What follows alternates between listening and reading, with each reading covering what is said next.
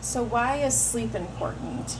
Sleep is so important because it affects everything, all day, every day. And especially in our kids. When they don't get enough sleep, they don't, they, they can't manage throughout the day. They struggle enough with trying to manage all of their emotions all day, and when they're exhausted on top of it, they cannot process things properly. So I would love to help your family get more quality sleep. It can be minor tweaks. It can be sometimes some major things. Sometimes you have to change nutrition. Sometimes you need to change a few daily habits, structure some routine things.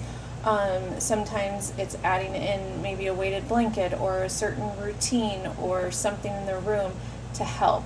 But overall, we want that deep sleep, because if they're too much in the light sleep, they're never getting that deep sleep, then they have a really hard time processing and learning. So it affects their daily learning, their engagement with others. It can affect speech. It can affect so many issues with kids. So I see it across the board with many, many kids that the sleep is just so depleted. And that's a big concern. So part of it is we're pushing kids a lot. We have a lot to do, and sometimes, you just can't get them to bed at a certain time because of schedules. And that's understandable. But it's modifying some things sometimes, or taking a step back, or changing a couple things so that they can get that quality sleep. Some kids take a long time to fall asleep, so how can we maybe modify a few things to change that, to help them fall asleep faster so that you're not exhausted. My first child, when he was a baby, I didn't get to go to bed until about 2, 3 in the morning. So we had to change some of those things and learn a few things so that I could sleep, because I was mentally and physically exhausted.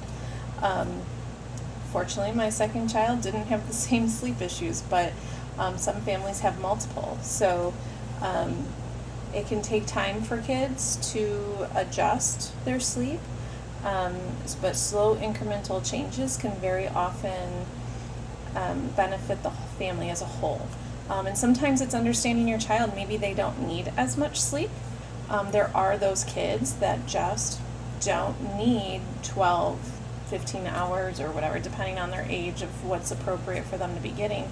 And so it's understanding that and how to manage that and give them rest time, to give them time to relax their body so that they can calm.